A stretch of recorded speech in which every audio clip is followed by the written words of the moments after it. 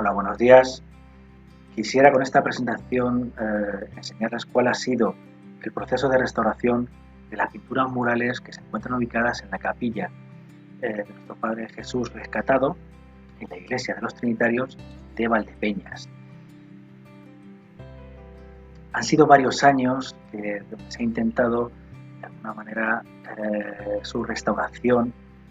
Han visitado instituciones, empresas de restauración, particulares, pero no es hasta 2018 cuando, por parte del Ayuntamiento de Valdepeñas, la comunidad de padres trinitarios y la cofradía de nuestro Padre Jesús Rescatado, se llega a un acuerdo para la restauración.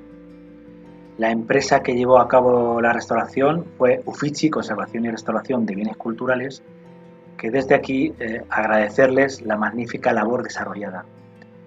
No voy a entrar en detalles acerca del desarrollo histórico e iconográfico, técnico, etcétera, ya que la realizó el profesor de la Universidad de la UNED, Pedro Jesús Jaramillo, muy acertadamente, y queda reflejada en un vídeo anterior, por lo que simplemente decirles que la capilla fue costeada por el Marqués de Santa Cruz, que se comenzaron las obras en 1698 y que concluyeron con la realización del camarín en 1712. Bien, en cuanto a la autoría, desconocemos completamente quién fueron los autores de estas magníficas pinturas, aunque se cree que pudieron estar vinculados al Marqués de Santa Cruz. Serían pintores italianos cercanos a los Peroli, a los Cesare Belli. Por otro lado, existe otra teoría que también los vincula a los artistas que trabajaron en la ermita de Nuestra Señora de las Virtudes en Santa Cruz de Mudela. Se puede comprobar un poco las semejanzas estilísticas de las dos capillas. En cuanto a la técnica pictórica, bueno, es una pintura realizada en el muro, una pintura mural, que tiene una richa y un intónaco, que es donde realmente se trabaja, se hace el dibujo preparatorio, y ahí es donde se desarrolla, se hace el despliegue iconográfico y técnico de la pintura mural. En concreto, la técnica que ya fuentes citan como el Marqués de Santa Cruz quiere que se haga al fresco seco, es decir, es una pintura al seco, temple realmente, aunque con el paso del tiempo se han incorporado numerosos retoques con distintas técnicas oleosas, implementaciones alquímicas, que lejos de mejorar su conservación han contribuido a su deterioro. En cuanto al estado de conservación con el que nos encontramos la obra, lo he dividido en tres partes: las patologías derivadas de lo que es el soporte, las derivadas de la película pictórica y la capa de protección. El soporte se encuentra en muchas de las zonas bastante deteriorado, con desprendimientos, pérdidas de enlucidos, grietas, fisuras, fluorescencias salinas, principalmente producidas por la humedad de capilaridad en las zonas bajas, en los paramentos verticales, degradación con disgregación de morteros, y luego la contribución antrópica que ha hecho que deteriore, bueno, pues en cuanto a la colocación de elementos secundarios como cableados, focos. Aquí podemos ver una pérdida de enlucido que, lógicamente, al desprenderse y caer con posterioridad, lo que hace es eliminar también la película pictórica. Un nuevo ejemplo donde hay ese desprendimiento del intónaco, cayendo también esa pintura. Estas fotografías corresponden a lo que es la bóveda de entrada a la capilla, donde encontramos una problemática importante. Tenemos un fallo mecánico del soporte, es decir, que se ha desprendido parte de lo que es la bóveda, provocando pues los desprendimientos de mortero, muy peligrosamente, ya que en cualquier momento se podían caer. Las eflorescencias salinas a las cuales aludía con anterioridad, en la que esa humedad de capilaridad de las zonas bajas, los muros, hacía que arrastraran las sales, al no poder salir por esa capa plástica de pintura, cristalizaban, aumentaban de volumen y rompían con esta forma de ampollas. Otro ejemplo de las zonas bajas, con esta pintura plástica imitando a mármoles, la disgregación de los morteros es patente y evidente. Las grietas y fisuras, que las encontramos principalmente en las bóvedas y arcos fajones, muchas de ellas provocadas por el terremoto de Lisboa de 1755, del cual también tenemos un claro ejemplo en la iglesia de la Asunción. En el techo del camarín también tenemos numerosas grietas y fisuras, algunas de ellas importantes que hubo que corregir. Cableados, agujeros, clavos, por ejemplo, la colocación de focos, donde se ven los tacos, los agujeros, e incluso los repintes que se hacían independientemente de la zona que fuera, les daba igual. Clavos, roturas de molduras. Las patologías que afectan a la policromía también eran importantes. Había numerosos desprendimientos, pérdida, pulverulencias en las zonas altas, erosiones de la policromía, pero lo que más llamaba la atención era los retoques que había de forma pues generalizada, de forma parcial.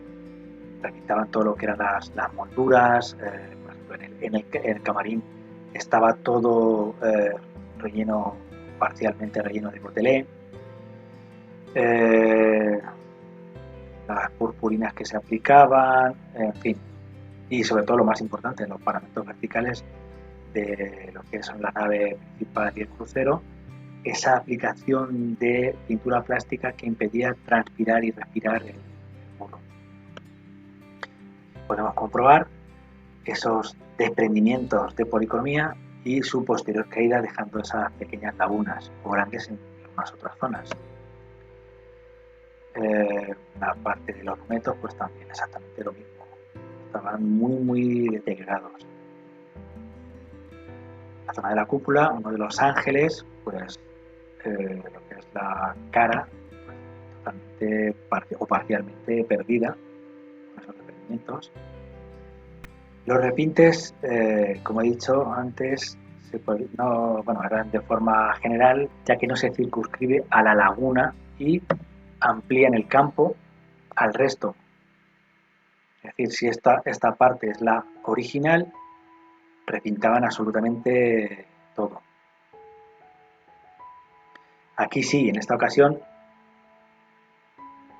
rellenan o dan color a la parte de la laguna, aunque sea de distinto color y distinto tamaño.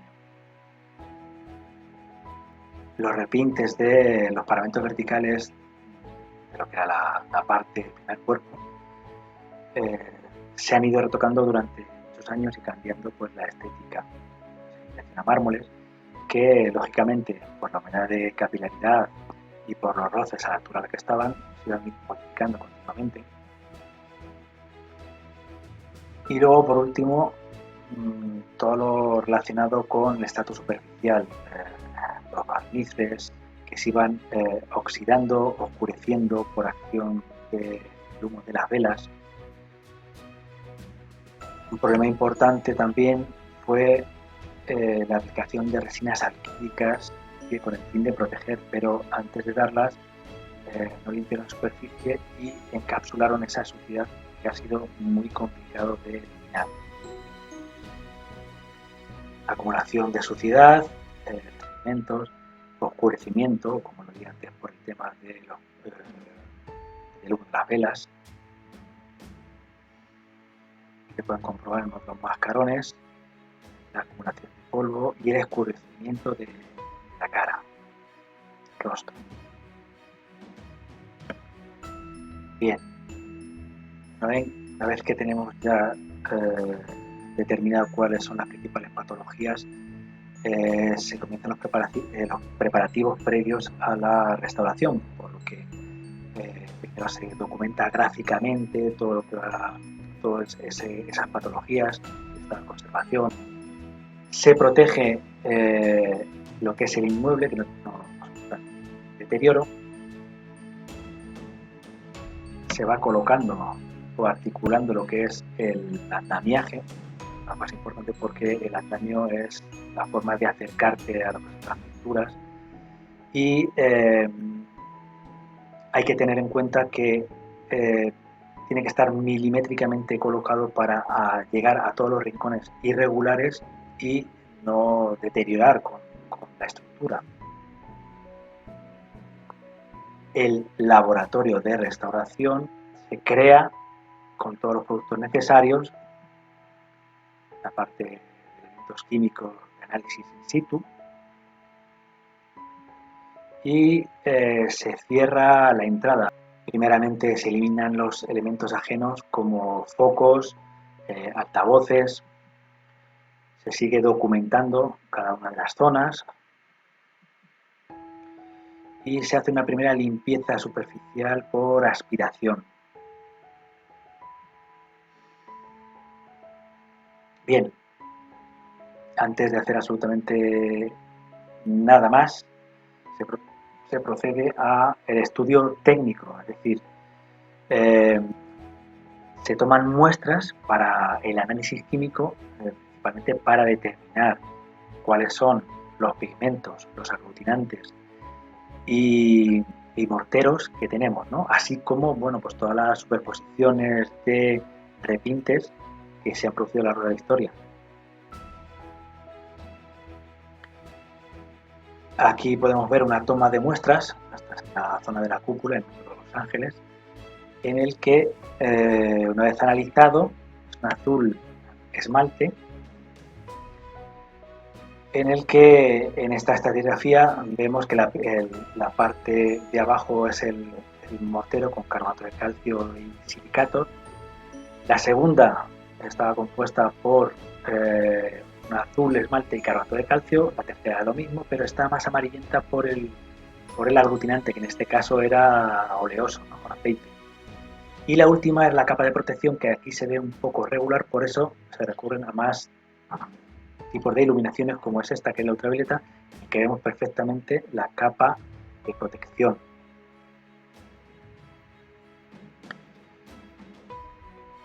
Se observa con distintas tipologías de iluminación, directa, indirecta, rasante, y en este caso con otro aspecto como es el ultravioleta, para determinar las patologías, los repintes, etcétera, etcétera. También se realizan cartografías de daños para realmente saber a qué atenernos, ¿no? Esta primera es de la zona de la cúpula, de la primera bóveda y del techo del camarín. Cada uno de los colores responden a una patología determinada. Se comienzan en el segundo cuerpo, pues esos desprendimientos de policromía que teníamos, a fijarlos. Se consolidan otras zonas del camarín y bueno, se realizan los test de solubilidad. Esto es muy importante porque de esta forma sabemos, a tenor de las pruebas realizadas, cuál es el disolvente o la mezcla más idónea para eliminar repintes, para eliminar suciedad superficial y sobre todo la forma y el modo en que se emplean.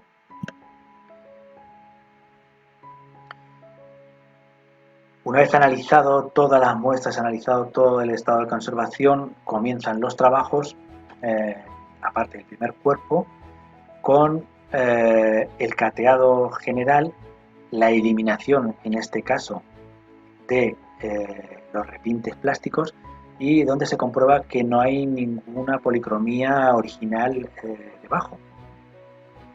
La parte del zócalo se eliminan esas zonas que están tan sumamente deterioradas de imitación a mármoles negros, En cuanto a la limpieza de policromías, aquí vemos un claro ejemplo donde primero se ha quitado ese repiente rojizo que era muy patente en numerosas zonas de lo que es de las bóvedas, y por otro lado se ha limpiado la suciedad. Es clara la diferencia.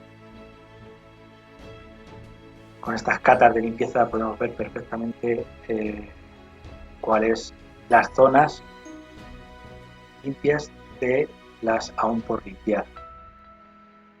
Estas son espectaculares en los mascarones, donde primero quitan el ennegrecimiento que había provocado por el humo de las velas y también la oxidación de ese barniz.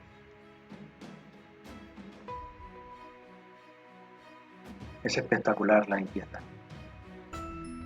La zona más preocupante de la primera bóveda, primero lo que les voy a enseñar es el proceso de deterioro, ¿no?, de la bóveda. La presión que se ejercía desde arriba por parte de distintos ladrillos que componían el interior de las bovedillas, que al caer presionaban lo que era la parte del arricho e intónaco y provocaban esos desprendimientos. Lo primero que se hace es reforzar la superficie, se hace un arranque de la pintura mural y pueden comprobar cómo los ladrillos que ocupaban todo este espacio son retirados, y para reforzar esa zona se coloca una viga de aluminio con varios vástagos para, una vez que la pintura original esté preparada, encajarlo y dar la seguridad que no vuelva otra vez a moverse. Es una solución muy, muy importante y acertada. Se vuelve otra vez a colocar la pintura original en su sitio, atornillándola al mismo. Distintos desprendimientos se tratan con otras técnicas. Por ejemplo, aquí se taladran para fijarlo a través de lo que son espigas de fibra de vidrio y resinas epoxídicas. Una vez colocado, solamente se ve estos pequeños orificios tapados. El reintegrador no se ve nada. Las grietas y fisuras se rellenan con mortero específico de caretas naturales que son compatibles con el original y dejan transpirar lo que son esos morteros. También ciertas zonas se consolidan por inyección. La reintegración volumétrica de algunas grietas y de faltas se hace ya constante. La del centro es de la bóveda primera. Una vez reintegrado volumétricamente, llevado a su lijado y llevado a su nivel, lo que hacemos es reintegrar cromáticamente. Aquí se han empleado dos técnicas, una que es la del rigatino, que son líneas verticales paralelas, las que a cierta distancia no se observa nada y acorta así esa intervención de la mano del restaurador. La zona está muy alejada, no se ve bien, pero bueno, es lo que la técnica que se ha empleado. Y por otro lado, se ha realizado la reintegración a través de tintas planas de un color más bajo al original. Bien, esta zona, las líneas paralelas verticales de la reintegración en el camarín. Otro ejemplo de reintegración de rigatino. Bueno, en cuanto a los tratamientos del camarín, lo que se hizo fue la eliminación de esa capa grosera de gotelé, en el que a través de estas capas, como pueden comprobar, aparecen esa decoración floral que enmarcaba